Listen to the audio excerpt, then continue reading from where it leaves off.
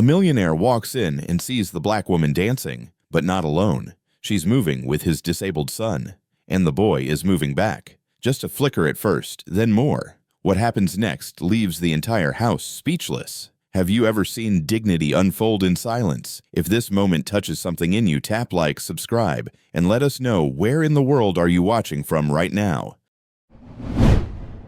Dominic Harper sat at the edge of his son's bed, staring at a boy who didn't stir. Not when the morning sun leaked through the tall windows. Not when the nurse adjusted the heart monitor with a quiet sigh. Not even when Dominic whispered his name. Noah. Nothing. The boy's eyes blinked but slowly like a reflex without meaning. His arms lay stiff by his sides. His legs curled at unnatural angles beneath a soft cotton blanket. The child was 8 years old. He had never said dad, never smiled, never cried. Sometimes Dominic wondered if Noah even knew he existed. The room was silent except for the slow hum of air purifiers and machines, too modern for anyone over 50 to understand without a manual. Every surface gleamed. There was no clutter, no chaos, no sound of toys or scattered crayons or cartoons in the background, just the order of stillness. It had been like this for years. Camille's perfume still lingered in the linen of the master bedroom. She had died the night Noah was born. Blood loss, complications, a flurry of urgent voices, the flashing of red lights in the hallway. And then, silence.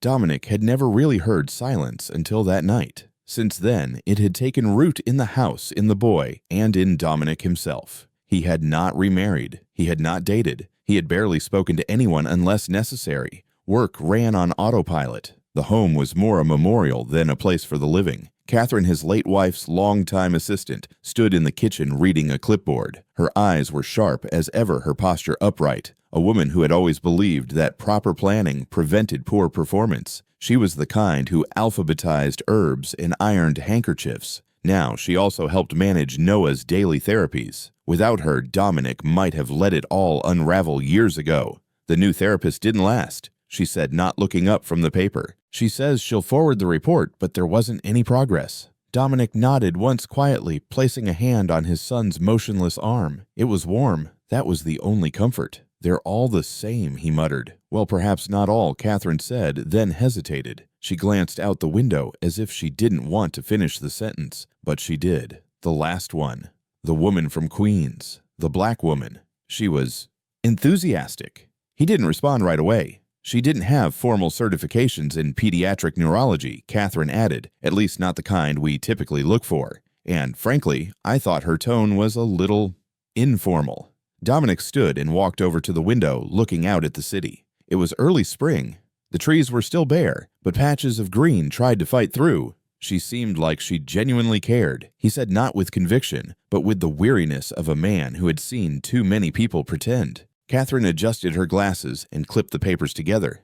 I think we need someone more clinical, someone trained in advanced cognitive. He cut her off. Find whoever's left, whoever hasn't been through here already. There weren't many. Dominic walked into the hallway that led to Camille's old dance room. She had been a dancer, a beautiful one. He still remembered the first time he saw her perform back in college, her arms moving like music made flesh. He had been in finance, of course, suits, numbers, ambition. She had been the spark in every space she entered. The room was untouched. Her leotard still hung in the open closet. The hardwood floor still polished weekly. On one wall was a large framed photo, Camille mid-spin hair catching the light grace in full bloom. Beside her was another young dancer, also in motion face, slightly turned away from the camera, her skin darker than Camille's. The image had faded with time, and the name on the corner had been smudged. Dominic had never asked who she was. Camille had once said something vague, a friend from her first summer school recital. It didn't matter, he had thought.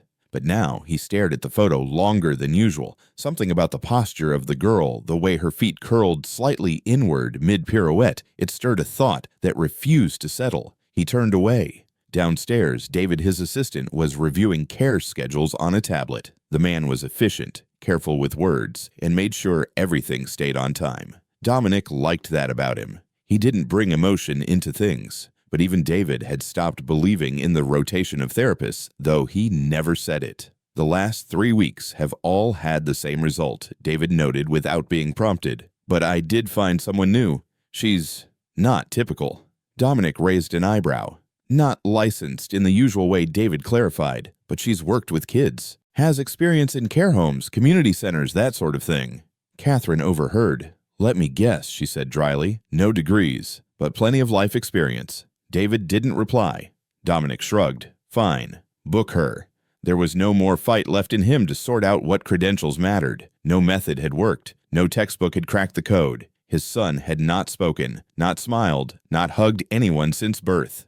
If anyone could move the dial even a little, it was worth a shot, even if they came from a church basement in Queens instead of a university in Connecticut. That night, Dominic sat alone in his study. The clock ticked like it had something to say. He stared at the unopened whiskey bottle Camille had bought for his birthday the year she died. He never drank from it, probably never would. Not out of honor, just habit. His eyes moved across the desk to the baby monitor where Noah lay in his bed. The screen showed no movement, just the soft rise and fall of his chest. Outside, the city breathed, blinked, shimmered. But inside this home, time stood still. The next morning, before the sun had reached its full height, a quiet knock sounded at the front door. The knock at the door was soft, barely more than a whisper against the wood, but it echoed through the Harper apartment like an unexpected note in a long, silent song. Catherine was already up dressed, as if attending a board meeting, her eyes landing on the grandfather clock, before she moved to open the door without needing to ask who it was. Dominic remained upstairs, still standing by the window, watching the world wake up without him. The woman on the other side of the door didn't look like a therapist. She didn't carry a briefcase or a binder. No clipboard, no credentials on a lanyard, no stiff posture or professional smile. Instead, she wore soft canvas shoes and a faded olive green jacket that looked like it had been mended more than once. Her hair was tied up loosely, not unkempt, but practical. She held a cloth bag over one shoulder, and in her hands nothing but a folded sweater. "You're early," Catherine said, not quite warmly. "I know," the woman replied simply. Her voice was even calm without apology. "I like to see the space before the work begins." Catherine stepped aside slowly. "This is not a daycare," she said, more out of habit than necessity. "It's a medical residence. We expect professionalism." The woman walked in without offense, her steps soft, her eyes scanning the hallway like she was listening to more than sound. Understood. David appeared at the end of the hall, tablet in hand as usual. He looked up, noting the lack of formal attire, the absence of a resume in hand. He raised an eyebrow, subtle but clear. "She's not what I expected," he muttered. Dominic had come down the stairs by then, catching only the last bit. He didn't ask for introductions. Instead, he looked at her for the first time. "Ariel Santiago." She nodded once. Yes. He didn't ask for degrees, references, or previous employment. There was something in her stance, not confidence exactly, but a kind of stillness that made the usual questions feel unnecessary. He gestured toward the hallway. "This way." They walked to Noah's room. The hallway felt longer than usual. The walls were lined with photos, some of Camille, some of a younger Dominic, all stiff with time. None of Noah. Not yet. Inside the room, Noah lay in the same position as always, arms tucked in, legs bent awkwardly, eyes open but fixed somewhere near the ceiling. He didn't flinch when they entered, didn't track movement. The air smelled of antiseptic and lavender, a strange mix of clinical and tender that defined the Harper home. Ariel didn't speak to the adults in the room. She walked to the far corner and placed her bag down gently. Then she sat cross-legged on the floor and pulled a soft cloth from her sweater, no brighter than old denim. Without asking, she began wiping a corner of the baseboard. David leaned into Dominic. "Is she cleaning?" Dominic didn't answer. Catherine folded her arms. "This isn't what we hired her to do." But Noah blinked. Slowly once. His head moved a slight tilt, barely there, but real. Ariel began humming. The tune wasn't familiar. It wasn't loud. A slow, winding blues line that curled and settled into the room like a low breeze. It had no lyrics, just breath and pitch shaped by memory rather than sheet music. Noah's fingers twitched. Catherine narrowed her eyes. "Is that music therapy?" No, Ariel said, her voice low, still humming between phrases. "It's just something my mama used to sing." Dominic stared. It was the first time he'd seen movement in his son that wasn't induced by a machine or a reflex test. He didn't say anything, didn't want to break the moment. He just watched. Noah's eyes drifted, not fast, not sharply, but they moved.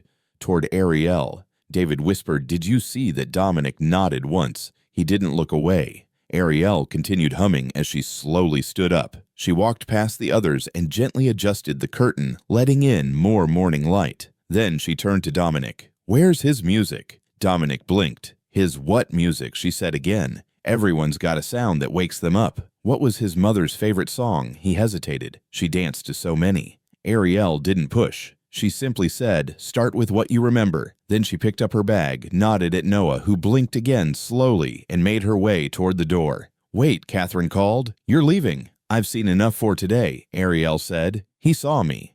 "That's a start."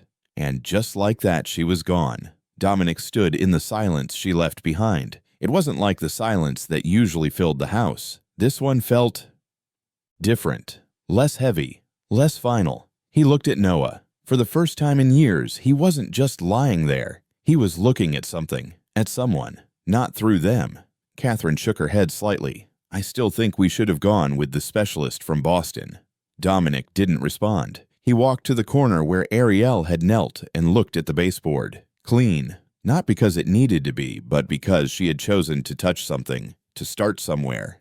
"She's different," David said quietly. Dominic replied without turning his head. "That's the point." Ariel returned the next morning without a word of confirmation. No reminder call, no email, no message to confirm an appointment. Just like before, she showed up precisely at 7:45 with the same quiet step and calm presence. Catherine opened the door this time without greeting. Her eyes, sharp and expectant, scanned Ariel from head to toe. There was no sign of credentials again. No change in wardrobe, just a slight shift today. Ariel carried a small wooden box under one arm, scratched at the corners. The brass latch faded from time. Catherine's gaze lingered on it, her suspicion as unspoken as it was palpable. Dominic, who had spent most of the night in his office replaying yesterday's brief moment, Noah's eyes, that soft blink, the slow drift of attention, walked down the stairs just as Ariel stepped inside. He didn't speak to her, but something about his movement, less rigid, less automatic, suggested a new kind of alertness. David, as usual, hovered nearby with his tablet. He made no effort to hide his watchful eye. In his world, documentation mattered. Results needed data. Insofar, Ariel's presence had offered neither. Ariel entered Noah's room without hesitation. Noah was in his usual position, but there was a subtle difference. His body wasn't as tightly curled, his fingers less clenched. It was something Dominic had noticed even if he hadn't mentioned it. Ariel placed the wooden box gently on the windowsill, then turned to Noah. She didn't speak to him. Instead, she sat on the floor again, her legs tucked beneath her. The room was quiet except for the distant hum of the building's HVAC and the rhythmic click of David tapping on the tablet's glass. Then she opened the box. It was a music box, clearly old, the kind that required winding. Ariel turned the key slowly and the melody began. It wasn't crisp, but it wasn't broken, just aged. The tune floated out like something from a half-remembered dream, a lullaby or a folk song maybe, but wordless, soft, deliberate, repetitive. Noah's hand flinched, just a twitch, but more than yesterday. Catherine, standing in the hallway, leaned in with a frown. "Is that sanitary?" Dominic turned slightly. "It's a music box. It's unsupervised equipment," she added. "We don't know where it's been." Ariel didn't react. She stayed seated, her eyes on Noah, not forcing a reaction, not gesturing, just present. Catherine stepped into the room, arms folded, her voice lowered, not a whisper, but with enough edge to cut. "People like her," she muttered to David, "they work with their hands, not their minds." Ariel, still facing Noah, responded without turning. "Some people hear sound, others just measure decibels." David blinked, unsure whether to respond. Dominic's jaw tightened not in anger at Ariel, but in realization of Catherine's tone. He looked at Noah, who now had turned his head slowly but clearly toward the music box. He moved, Dominic said. It wasn't loud, more like a breath escaping. Catherine shook her head. It could be involuntary. There's no way to know if he moved, Dominic repeated. Toward the sound. Ariel stood slowly. She didn't smile, didn't celebrate. She walked to the windowsill, rewound the box, and let it play again. Noah's eyes followed her hand this time. That small act cracked something in Dominic. Not a revelation, not yet, but something like the first dent in a long frozen wall. He took a step forward, watched his son's gaze shift with deliberate interest, and spoke to Ariel for the first time since she'd arrived that morning. "What was that song?" She shrugged. "No title. My mother hummed it when I was sick. said it helped the body find itself again. David finally spoke. "Do you have any credentials for this documentation case studies?" Ariel looked at him and for the first time smiled faintly, not dismissively, but as someone who understood the difference between asking a question and needing control. "I have experience," she said, "and time." Dominic looked at David. Let her continue. Catherine frowned. "Dominic?" He turned to her. "She gets something out of him. No one else has." There was no debate after that. Catherine left the room. Her footsteps clipped, controlled, as if leaving were a statement. David made a note on his tablet but said nothing more. Ariel knelt back down and spoke this time not to the room but to Noah. "I'll come back tomorrow. If you want me to. You don't have to answer." Noah blinked. Dominic stood in the hallway after she left, watching the space she had occupied. The box was still there, playing faintly. He walked to the photo wall and looked at the old picture of Camille dancing. His eyes paused at the young girl beside her, the one with her face turned just enough to be unreadable. Something stirred, not a memory exactly, but a question that had long gone unasked.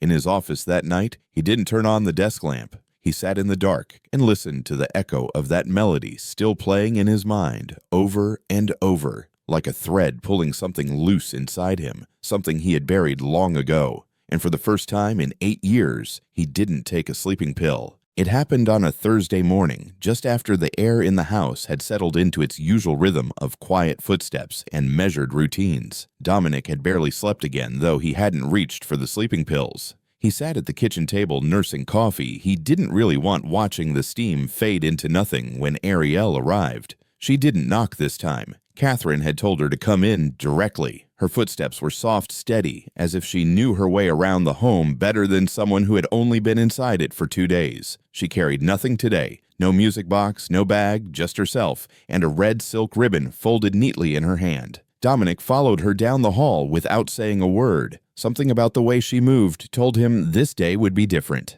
Maybe it was how lightly she held the ribbon, or maybe it was the silence that followed her. Not the oppressive kind that had filled the house for so long, but something quieter, gentler with a hint of anticipation rather than dread. Noah was lying in bed, the same as always, but his eyes flicked toward the door the moment she entered. That single motion had become a kind of ritual, now a sign he was not just existing, but attending to what moved around him.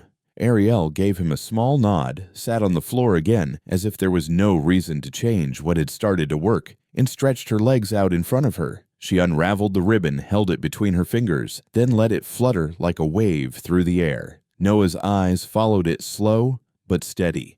Without announcement, Ariel began to move. Her body swayed gently at first, her arms tracing arcs in the air, the ribbon streaming behind like a slow brushstroke. It wasn't a dance meant for display. It was for something else, perhaps memory, perhaps hope. The motion wasn't perfect. Her left foot slipped slightly on the hardwood. The ribbon tangled once in her fingers. She caught it, untwisted. It smiled softly and continued. Dominic watched, leaning against the doorway. He didn't know what he was supposed to be feeling, but he knew this was not how therapy usually looked. Then, just as she spun lightly on the ball of one foot, Ariel fumbled. It wasn't dramatic, just a brief trip over her own heel that made her stumble backward and land squarely on her backside with a soft thud and a surprised oof. She blinked, looked around, and burst into a laugh, not forced, not staged, just amused.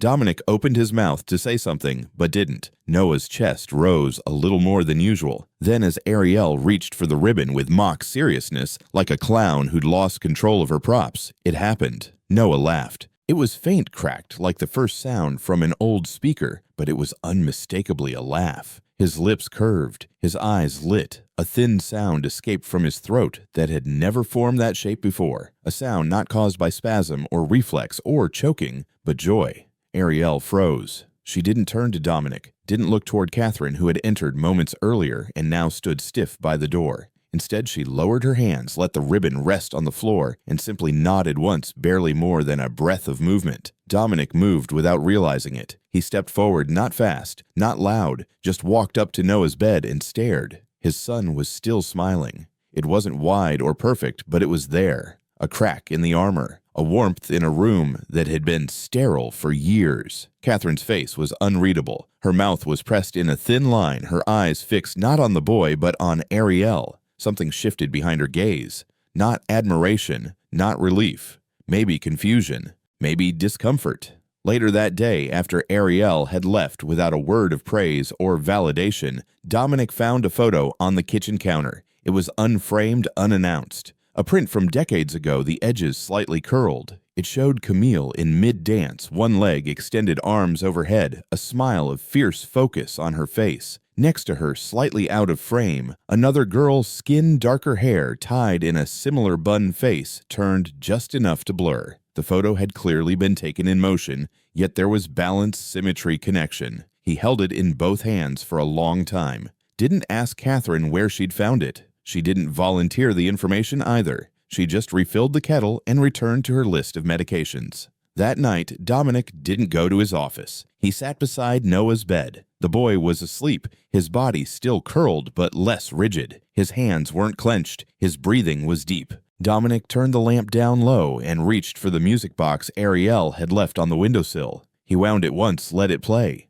Then he leaned back in the chair, closed his eyes, and for the first time in years, didn't dream of hospitals or funerals. He dreamed of movement, of laughter, of the sound his son had finally made, the one that mattered more than any diagnosis ever had. The morning after Noah laughed, the house felt different. Not louder, not warmer exactly, but looser somehow, like something long coiled had begun to unspool. Dominic noticed it in the way the curtains moved, or the fact that he didn't flinch at the sound of shoes on the hardwood. He stood by the window in the hallway, holding a mug of lukewarm coffee, and watched as Ariel entered through the front gate, same time as always. She wore a plain blue sweater and linen pants, her hair pulled back. In her hand was that same red ribbon, folded tight, but there was also something else, an easiness in her shoulders, a softness in her jawline that hadn't been there before. She looked up and met his gaze through the window. Didn't smile, but didn't look away either.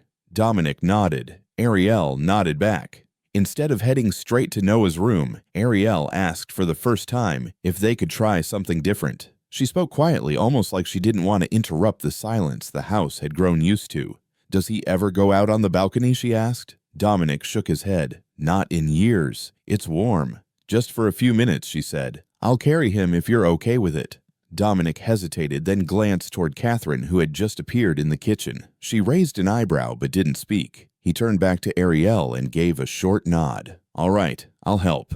Together they lifted Noah from the bed carefully, with practiced gentleness. His body was still thin, still tight in places, but he didn't resist. If anything, he seemed more alert now, his eyes blinking steadily as they carried him through the hall and out the glass doors onto the stone balcony. Morning light spilled across the space, warm and direct. The garden below had begun to turn green again after the dry months. Birds fluttered around the feeder. It was a different world from the bedroom, and Noah seemed to notice. Ariel sat him upright in the cushioned wicker chair closest to the railing. She didn't say anything. She didn't rush. She tied the ribbon loosely around her fingers, stood a few feet in front of him, and began to move. It was not a performance. Her movements were slow, fluid, deliberate. The ribbon unfurled with each gesture, spirals, figure-eights, arcs that caught the sun and fluttered like the hem of a forgotten costume. She didn't look at Noah as she danced, at least not directly. Instead, she watched the air around him, letting the rhythm stretch and pause, like a breath drawn and held. Noah's gaze followed. At first, just his eyes, then something else. His hand, the one that usually curled against his stomach, lifted just a few inches, then higher. Then it moved shakily, but with intent mirroring the ribbon's arc.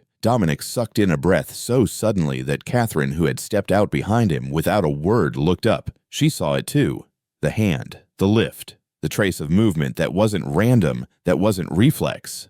Ariel kept dancing, didn't react. She let the moment belong to Noah. When she finished, she untied the ribbon and placed it on the small table beside his chair. Then she crouched next to him, looked him in the eye, not talking down, not over-explaining. "Thank you for dancing with me," she said softly. Noah blinked once slowly. Dominic didn't speak. He didn't move for a while. When they lifted Noah back into his wheelchair and rolled him inside, he turned back to the balcony once more, as if trying to hold on to something he wasn't ready to name. Later that afternoon, while David was adjusting Noah's medical records and Catherine was out at an appointment, Dominic returned to his office. He opened the drawer where he kept family photographs, most of which hadn't been touched in years. He pulled out the picture of Camille dancing, the same one Catherine had left without comment, and placed it on the desk. Then he reached into his jacket pocket. Earlier that morning, while Ariel was with Noah, he had taken a photo on his phone, nothing staged. Ariel, in mid-movement ribbon, extended Noah's hand, visible, lifted in frame.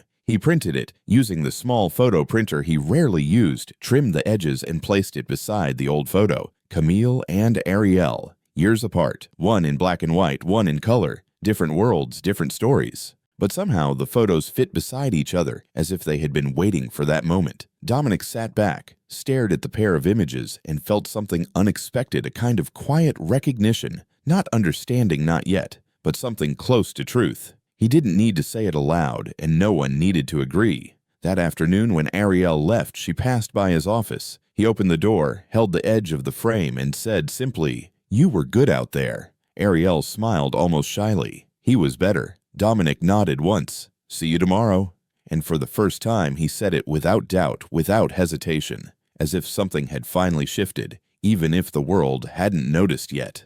It was sometime in the late afternoon when Catherine decided to clear out the cabinet beneath the old fireplace. No one had touched that space in years, not since the remodeling, and even then, it had been an afterthought, an awkward nook with a stubborn latch and a shallow drawer that never quite closed. She hadn't meant to open anything, just dust around it, maybe sort the files Dominic no longer cared about. But when her hand brushed against the back panel, she felt a subtle looseness, a shift of something thin and flat wedged behind the wood. It took some effort and more patience than she usually gave things these days, but after a bit of careful maneuvering, a small box emerged, lightweight, covered in soft dust, and clearly untouched in more than a decade. She didn't say anything. She just stared at it for a while before placing it on the kitchen table. She waited until the house was quiet. Dominic had gone upstairs with Noah, and David was on a supply run. Ariel was out back, seated cross-legged near the garden, taking notes in a small leather notebook she always kept tucked into her bag. Catherine opened the box slowly. Inside were papers folded neatly, some still sealed in envelopes bearing the logo of a local dance center that had closed years ago. Others were handwritten letters, their ink slightly faded but legible. One envelope stood out, labeled in thick, deliberate handwriting, for Camille only. The seal had been broken, but the letter remained inside, untouched. Catherine pulled it out and unfolded the page. Her hands didn't tremble, but her breath did. The writing was unmistakably that of Charles Harper, Dominic's father. It was dated over 20 years ago. Camille Grace Santiago never asked for anything. Not recognition, not favor, not exception. But that girl, Ariel, she has rhythm in her blood. She doesn't move like the others, and it isn't technique. It's something else. She learns before you teach. She listens to music with her whole body. She belongs on stage. But the foundation will never sponsor her. You know how these things work. The board's not ready. And, frankly, neither is the name Santiago on any donor plaque.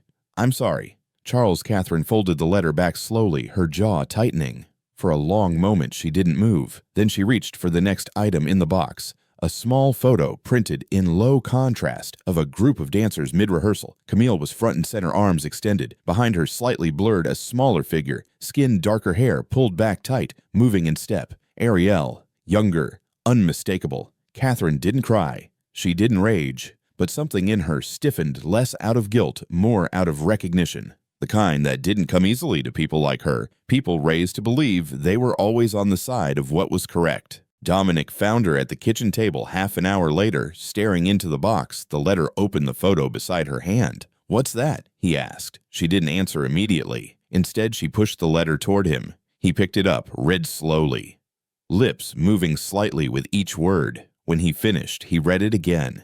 "She was there," Catherine said quietly. "The girl in the picture. She danced with Camille. That's her." Dominic looked at the photo, then out the window, where Ariel had returned to her usual spot on the bench near the back hedge. She was humming something, soft, eyes closed. She never said a word, he muttered. "Would you have?" Catherine asked. "If you were her." Dominic didn't answer. He left the photo where it was, but pocketed the letter. That evening, when the house had settled again into its quiet rhythm, he went into his study. The room still held traces of Camille, her books on anatomy music scores tucked between philosophy texts, an old metronome that hadn't ticked in years. Dominic sat at her desk and placed the letter flat before him. He opened his laptop, found the folder where Camille had saved her old performance footage, and searched until he found the file marked Rehearsal. Final selection. He clicked play.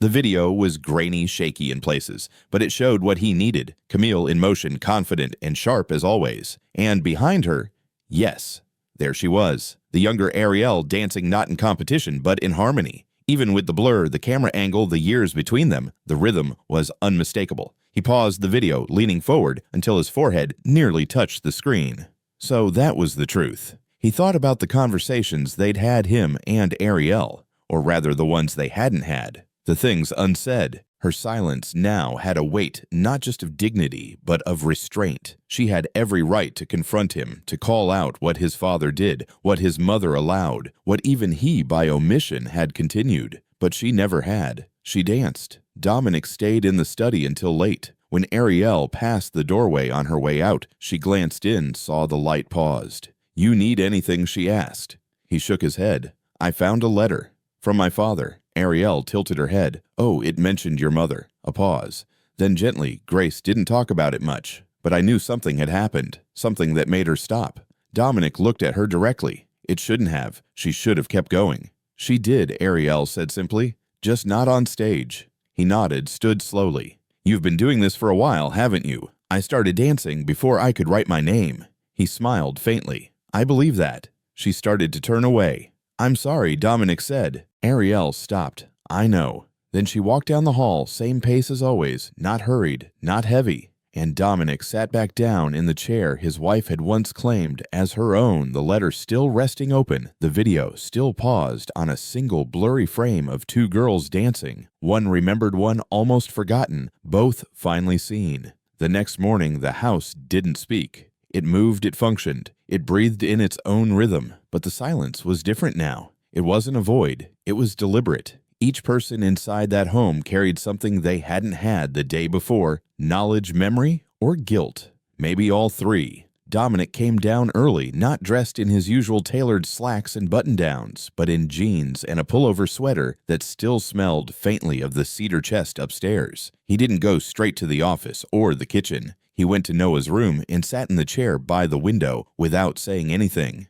Noah was awake, eyes wide open, not blinking too often, just watching the morning sun stretch across the floor. Ariel arrived at her usual time. She didn't ask about the mood or the changed energy. She gave Dominic a small nod and stepped into her rhythm with Noah like she always did, without ceremony. This time, Dominic stayed in the room. He didn't hover or interject. He simply watched. When Ariel asked Noah to shift his gaze, he did. When she brought out a small tambourine and tapped the side with her fingers, he followed the sound with his head. There was no miracle moment, no breakthrough or gasps. Just attention, just presence. Dominic, for once, wasn't looking for progress. He was just watching his son be a person. Later that day, David knocked gently on Dominic's office door and stepped inside, holding 2 cups of coffee, steam curling upward. He handed one to Dominic without asking, then leaned against the doorframe. They stood there a moment, not quite relaxed, but not tense either. David shifted from foot to foot, then finally spoke. "You know," he said, "when she first came here, I didn't think she'd last a week." Dominic looked up, eyebrows slightly raised. "Ariel, I thought she was too soft-spoken, too different. No credentials from Ivy programs, no letters after her name, just a reference from someone I barely knew." He paused, swirling his coffee. "But now, I've never seen Noah look at someone like that, like he's trying to remember something he never got to say." Dominic didn't respond right away. He just nodded slowly, eyes fixed on the corner of the desk where Ariel's ribbon still rested, coiled like a quiet witness. "She doesn't ask for much," David added. "That says something." "Yeah," Dominic said, "it does." That afternoon, Catherine sat alone in the sunroom, flipping through an old scrapbook she hadn't opened in years. Most of the photos were of Camille Competition's recitals rehearsals, but in the corner pocket of one page, nearly hidden behind a concert program, was a snapshot Catherine didn't remember placing there. Camille and another girl sitting backstage, feet bare, arms around each other's shoulders. Camille's head tilted in laughter, the other girl's smile, small but certain. Grace Santiago. Catherine stared at the photo for a long time. Then she closed the book gently, as if afraid to disturb the memory. She whispered aloud to no one. She caught Camille once, just before a fall. No one saw but me. I never said thank you. I don't know why. She didn't expect an answer. None came. Meanwhile, Ariel had asked if she could take Noah outside. The weather had softened. The cherry trees in the park nearby were in bloom, and the air smelled faintly of grass and faint sunshine. Dominic helped lift Noah into his chair. He didn't offer instructions. He just asked, "You need anything?" Ariel shook her head. Just time. They walked down the path behind the house, slow but steady. Ariel pushed the chair gently, speaking to Noah in that same soft rhythm she always used, like music laced with breath. "My mother," she said after a while, "used to say she heard music before I was born, said I danced before I had legs. She'd hum to me, pat her belly, say I kicked in rhythm. I didn't believe her until I started hearing songs in my sleep." Noah didn't speak, but his head tilted, his eyes focused not on the path ahead, but on her profile. Grace never got much credit. She worked in places where people only noticed if she was missing. But she never stopped moving. She danced in our kitchen in the hallway, once even in the rain, because she said, "No one owns the rhythm, but those who let it pass through." Ariel laughed a little. Not bitter, just remembering. I asked her once why she never fought to be on stage. She said, "Some stages weren't built for girls like me, but your body is your own theater. Don't wait for a curtain to open." Noah's hand twitched lightly on the armrest. Dominic watched from a short distance away, having followed them halfway, but choosing not to intrude. He stood near the edge of the fence, pretending to check his phone, but watching everything. Ariel reached into her pocket and pulled out a tiny wind chime, not more than a few inches tall. She hung it on the side of the chair. The breeze was light, but enough. The soft clink of metal sounded like punctuation to the air around them. "That's for you," she said. "Not for therapy. Just to know you can still move something that makes sound." Back at the house, Catherine stood at the kitchen counter, slicing apples. She didn't look up when Dominic entered. "She took him to the park," he said. "I know," Catherine replied. "I saw from the window." "You ever talk to Grace, really talk to her?" "Once. After rehearsal. Camille had twisted her ankle. Grace wrapped it faster than any of us could react. I said thank you. She nodded. That was it." "Did you know she danced?" Catherine hesitated. Then quietly, "I knew. I just never thought to ask why she stopped." Dominic leaned against the doorframe. His voice was low, not accusatory. "Maybe we were all too busy being in the light to see who was holding it." Catherine placed the knife down. "Do you think she resents us, Ariel?" "No," Dominic said, "but I think she remembers, and I think she makes sure Noah does too." The day ended without any declarations, no dramatic scenes. But that night, when Ariel left, she didn't just nod goodbye. She paused at the door, looked at Dominic, and said, "He likes the park. There's a rhythm there." Dominic smiled. "Maybe we'll go again." She didn't smile back, but her eyes warmed. Good. Then she was gone. Upstairs in Noah's room, the wind chime clinked once before sleep took the house again. The next day unfolded with a quiet certainty, like a page already written, but not yet read aloud. Dominic rose earlier than usual, his footsteps deliberate, but not hurried. The morning sun had just begun to settle across the wooden floors of the hallway when he entered his study and placed a small envelope on the desk. Inside was a letter. No header, no signature, just words that mattered. Then he waited, not for a moment of grand timing, but for the next ordinary one. Ariel arrived shortly before 10. She looked the same denim jacket, small tote bag, her hair tied back in a loose knot, but there was a difference in her eyes, as if the air around the house had told her it was time to expect something. She greeted David with a gentle nod in the hall. Catherine offered a barely audible "good morning," then returned to reading at the kitchen table, her glasses resting low on her nose. When Ariel stepped into the study, Dominic was there, sitting at the edge of his armchair like someone who didn't want to look too casual or too serious. He gestured toward the desk, toward the envelope. "I wrote this last night," he said. "It's not legal paperwork, not official, just words, but they're mine." She walked over, slowly picked up the envelope, and opened it without sitting down. Her eyes scanned the page, her face unreadable. He didn't watch her read. He stared out the window, hands clasped tightly together. There was a pause, longer than he expected. Then she folded the letter carefully and placed it back on the desk. Dominic finally turned to face her. "I don't know what you'll want to do, or if you'll want to stay, But if you do, I'd want that to be by your choice, not because of obligation or pity or history, just because you see something worth continuing." Her gaze didn't waver. "What is it you think I am to you?" He didn't answer right away. "Then I think you're someone who brought my son back to me, who reminded me that silence doesn't mean absence. I think you're someone my wife trusted once, and maybe someone I failed to see in full." Ariel tilted her head slightly. "You're not asking me to stay as family." "No," he said. "I'm asking you to stay as yourself.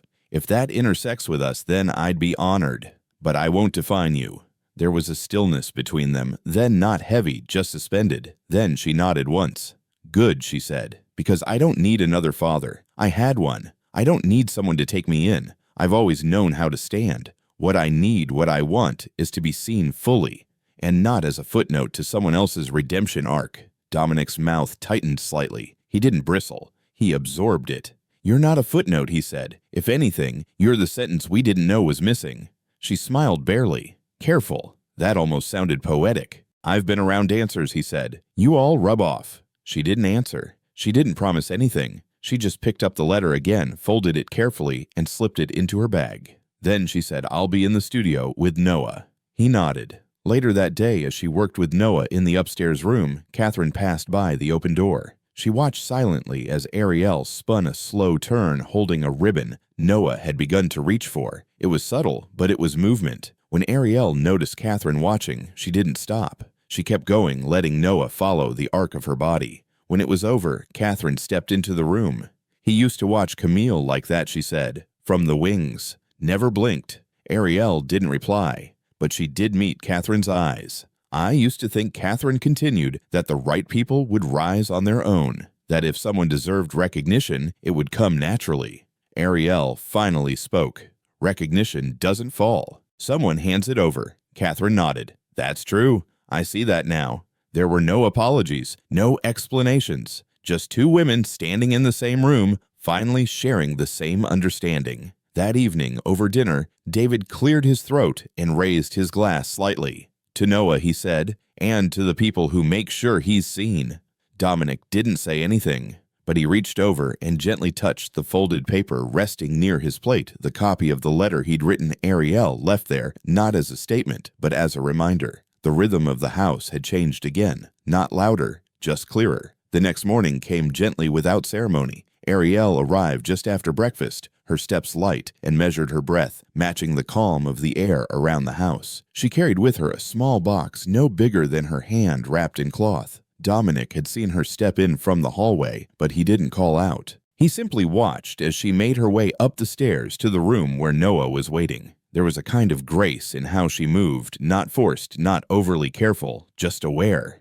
Every inch of her presence in the house now felt like it belonged. Inside the room, the light streamed in at an angle that made the pale walls glow. Noah sat near the window, still and quiet as always, but something in his gaze tracked her movement across the floor. Ariel didn't speak to him right away. She knelt down on the carpet, opened the cloth-wrapped box, and took out two small wristbands. Each had a tiny silver bell sewn into it, no louder than a whisper when shaken. She looked over at him and said softly, "Today, I want you to hear yourself move. Not for me, not for them, just for you." Noah didn't respond, but he didn't look away either. That alone was enough. She slipped the bands gently around his wrists and sat back. No music, not yet. Just the weight of the silence and the pulse of a space waiting for something to begin. She reached into her bag and pulled out a small Bluetooth speaker, turned it on, and let a slow jazz track fill the room. Nothing flashy, just a rhythm steady and warm, like a heart still beating after a long winter. Then she stood and began to move. No sharp angles, no choreography, just breath-meeting beat. Her arms swayed like a slow pendulum, and the fabric of her sleeves brushed softly as she turned. Noah watched her. Then, without anyone asking him, his left hand lifted slightly. The bell chimed barely, a soft, almost hesitant sound. Ariel didn't stop. She didn't even acknowledge it. She just kept moving, giving the moment space to grow.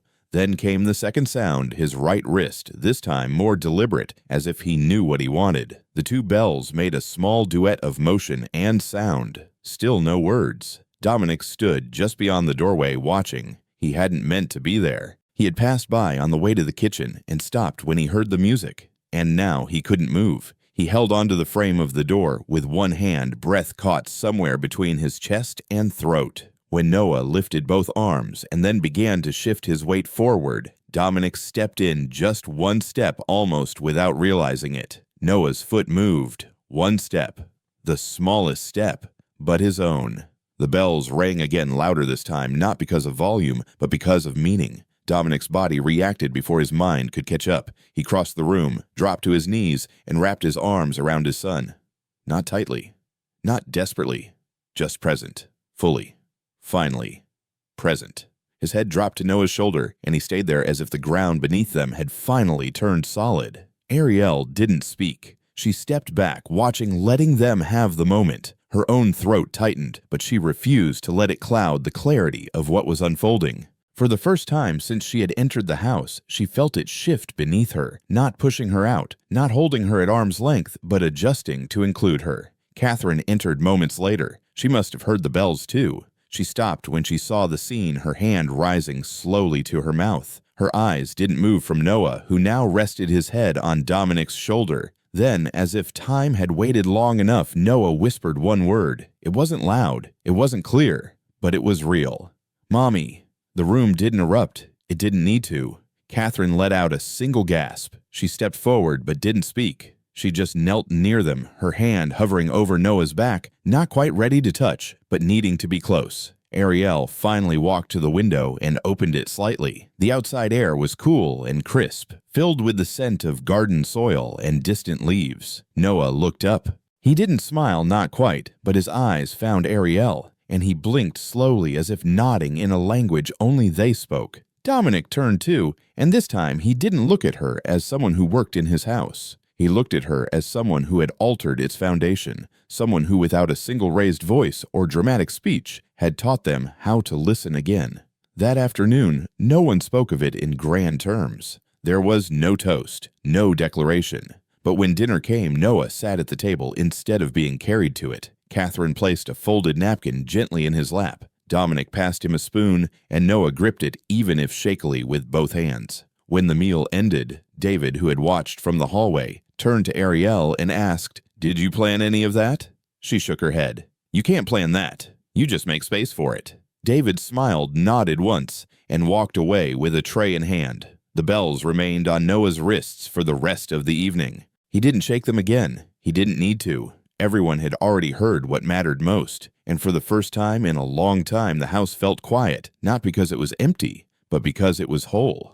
The morning of the opening arrived in a hush that felt deliberate, almost reverent. The sun's gentle rays filtered through the tall windows of the renovated studio, casting long, soft shapes across the smooth wooden floor. No ribbon was cut, no grand unveiling, just an open door light spilling out and a chorus of quiet readiness. Children arrived slowly, some in wheelchairs, some with canes, others supported by small figures standing close at their back. Each face carried hope, uncertainty, and the belief that for once someone had carved out space just for them.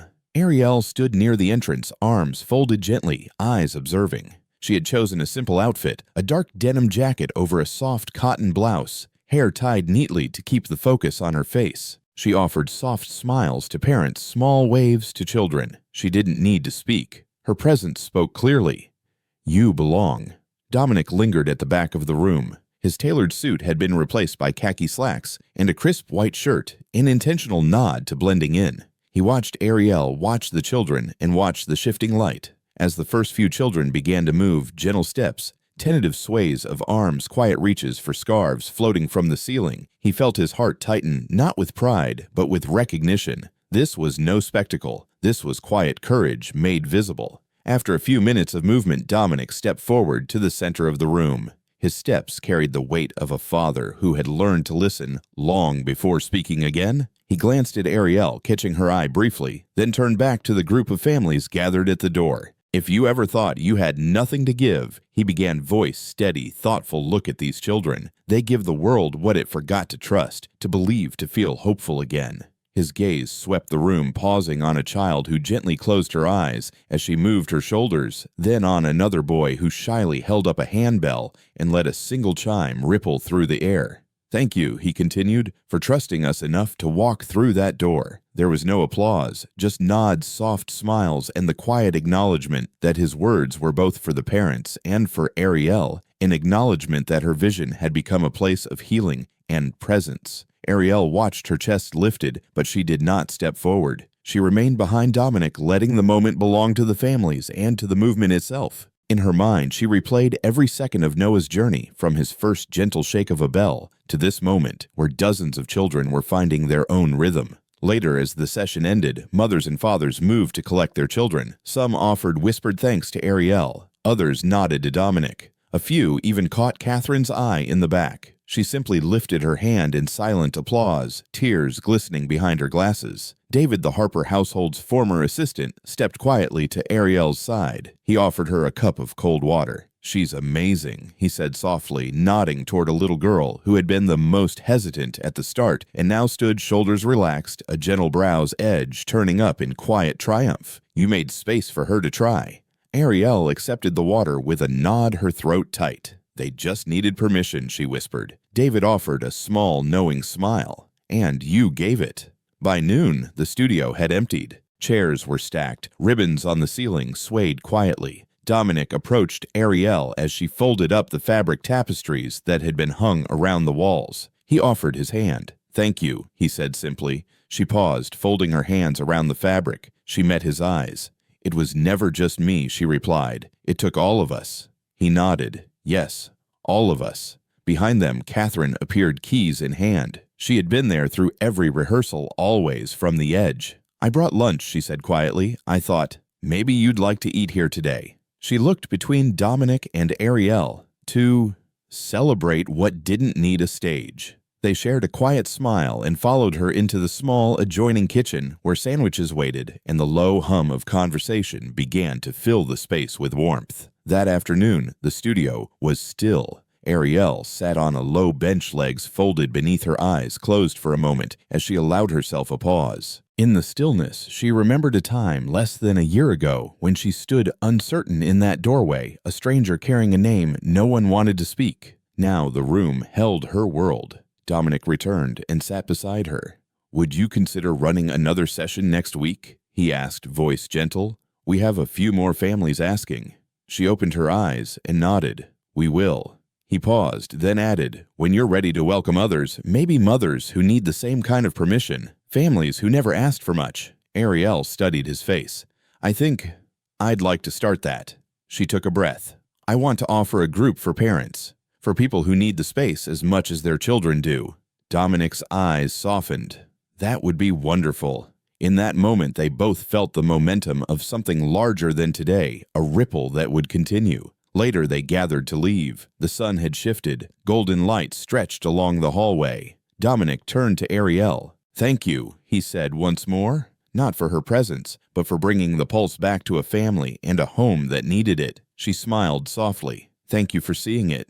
They stepped out together, leaving the studio door open behind them, light streaming out, waiting for the next chapter to begin. 1 year had passed since the doors of the Pulse Center first opened, and though there were no signs or slogans added to the front, something had changed in the rhythm of the air itself. The building, modest and whitewashed, sat calmly between a post office and a bakery on the east side of town. No banners, no advertising, just a small, hand-painted wooden plaque beside the entry, "Movement for those who stayed still." It wasn't a name, it was a promise. Inside, the studio had grown not larger in space, but richer in life. The floors, once gleaming and cautious, now bore gentle scuffs and shoe marks that told stories of trial, courage, and return. There were more scarves now, more soft percussion instruments, and on one side of the room, a shelf full of sketchbooks and crayons for the children who couldn't yet find movement through body, but found it through line and color. Noah sat near the window that day, his chair positioned just off to the side, where the sunlight fell through at an angle that made the dust in the air look like tiny stars.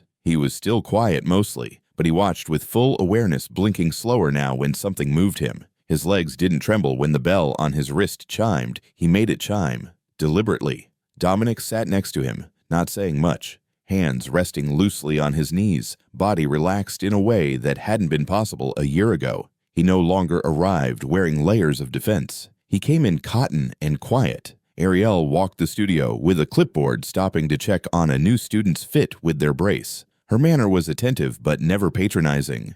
She asked questions softly, let the children show her, and never made movement a goal. It was always an invitation. Catherine visited every Thursday now. She didn't offer advice or comments anymore. She brought fresh lemon muffins for the parents, sometimes sat in the back during class sketching what she saw. She'd told Ariel once that she needed to keep her hands busy, or she'd cry through every class. David now handled most of the administrative duties, helping coordinate volunteers and new intakes. He'd grown into his role with a sense of purpose that felt genuine, grounded. Once skeptical of Ariel, now he referred to her simply as director. They shared a mutual rhythm in managing the chaos, one where words were fewer but understanding ran deep. That afternoon, Ariel stepped outside to the bench just beyond the entrance. The breeze was cool. She opened a thin folder from her satchel. Inside was a flight itinerary one way for 2 months later. A center in Oregon had reached out. They wanted help setting up a program based on her methods, no choreography, just invitation. She hadn't said yes yet, but she hadn't said no. Dominic joined her minutes later holding 2 cups of tea. He handed her one without a word. They sat for a long moment watching a child in a wheelchair inside try to move a single finger in rhythm to a triangle's ring. The mother of that child sat near, eyes glassy but proud. Finally, Dominic spoke. "You're leaving." She didn't answer immediately. She looked ahead. "Not for good, but I think others need the kind of beginning we had here." He nodded. "You'll leave it standing." She looked at him. "We already did." A week later, a young girl stood at the doorway of the Pulse. She was thin, maybe 7, with pale hair and wide eyes that moved quickly but never met anyone's gaze. Her mother, flustered but kind, bent low to whisper something, then nudged her forward. The girl didn't move. Ariel walked over. She crouched low, letting her knees hit the ground. She didn't ask her name. She didn't reach out. She just said, "No rush. You move when you're ready." The girl blinked. Her eyes met Ariel's for less than a second, but it was enough. She stepped inside. That evening, Dominic found a letter taped to the inside of his office door. It wasn't signed, but he knew who had written it. It read, "Every rhythm begins in silence. Thank you for listening long enough to hear mine. A." He folded the paper carefully, slid it into his breast pocket, and turned out the light. Outside, the wind caught one of the scarves left on the balcony rail. It fluttered, then settled. No music, no movement, just a place that was ready again to begin. If you've made it here to the very last quiet moment of this long story, thank you.